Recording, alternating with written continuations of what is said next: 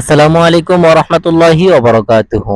প্রিয় দর্শক, আশা করি আল্লাহর রহমতে সকলে ভালো আছেন।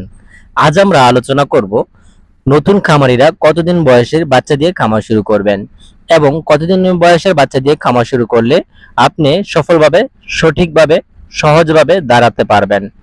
চলুন তাহলে বিস্তারিত জানা যাক পুরো ভিডিও জুড়ে। আপনি যদি একজন কোয়েল খামারি হয়ে থাকেন তাহলে অবশ্যই আমার চ্যানেলটি সাবস্ক্রাইব করে রাখুন। আশা করি আপনার উপকারে আসবে। আমরা অনেকেই আছি যারা কোয়েল পাখির ছোট বাচ্চা অর্থাৎ জিরো বাচ্চার দাম কম হওয়ায় সস্তা পেয়ে বস্তা ভরে কোয়েল খামার শুরু করার জন্য জিরো বাচ্চা ক্রয় করে থাকি। কিন্তু কোয়েল পাখির জিরো বাচ্চার জন্য যে সমস্ত বোর্ডিং পদ্ধতি আছে সে সমস্ত বোর্ডিং পদ্ধতি না জানার কারণে বিপত্তি ঘটে সেখানেই।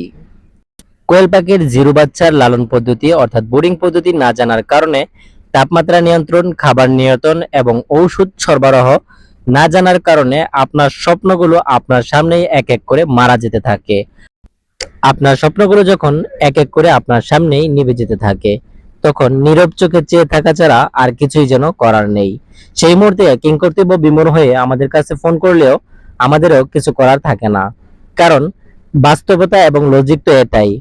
আপনি যদি একটি গাড়ি ড্রাইভিং করতে চান, তার আগে আপনাকে গাড়ি চালানো শিখতে হবে। আপনি যদি গাড়ি চালানো শেখার পূর্বেই গাড়ি ড্রাইভিং করতে চান, তাহলে অ্যাক্সিডেন্ট তো অনিবার্য। ঠিক খামারেও খামার শুরু করার পূর্বে আপনাকে খামারের পুরো সিস্টেম জানতে হবে। খামার করার সিস্টেম না জেনে অথবা খামারে দক্ষ না হয়েই যদি জিরো বাচ্চা দিয়ে খামার শুরু করতে যান, তাহলে বিপদ অনেকটাই অনিবার্য। আমরা অনেকেই আছি যারা ইউটিউবের চটকদার বিজ্ঞাপন দেখে আগ-পাশ না ভেবেই কোয়েল খামার শুরু করে দেই।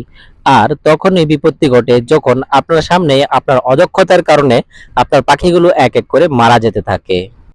তাই আপনারা যারা শুধু ইউটিউবের উপর নির্ভরশীল হয়ে কোয়েল খামার করতে চান, তাদের প্রতি আমার জোর কদর আবেদন থাকবে, অনুগ্রহ করে শুধু ইউটিউবের উপর নির্ভরশীল না হয়ে কোনো খামারির সাথে পরামর্শ করে খামার শুরু করুন।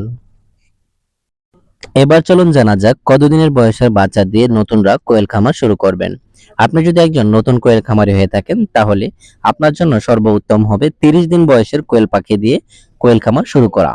কেননা 30 দিনের বয়সের কোয়েল পাখি দিয়ে যদি আপনি খামার শুরু করেন, তাহলে যে কোনো খামার থেকে আপনি মেল ফিমেল বাছাই করে পাখিগুলো সংগ্রহ করতে পারেন। এতে করে আপনার যে ফায়দাটি হবে সেটি হলো, আপনার যত পিস মহিলা পাখি এবং যত পিস পুরুষ পাখি প্রয়োজন, ঠিক তত পিসই আপনি সংগ্রহ করতে পারবেন। আর যদি আপনি মেল ফিমেল চিহ্নিত না করে অল্প বয়সের পাখি দিয়ে খামার শুরু করতে যান, তাহলে আপনার খামারে মেল পাখি অর্থাৎ ছেলে পাখিটি প্রয়োজনের চেয়ে বেশি কিছু থেকে যাবে।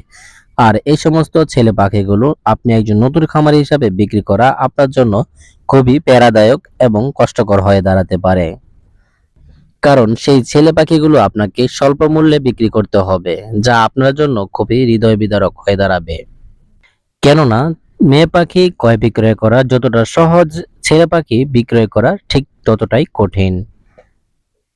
আর যদি আপনি 30 দিন বয়সের কোয়েল পাখি দিয়ে খামার শুরু করেন, সেক্ষেত্রে আপনার যত পিস মেয়ে এবং যত পিস পুরুষ পাখি প্রয়োজন ঠিক তত পিসই সংগ্রহ করেন, তাহলে ছেলে পাখি বিক্রি করার প্যারাটা আর থাকবে না।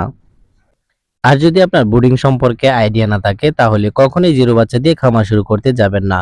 কারণ এটি হতে পারে আপনার জন্য একটি বিপজ্জনক।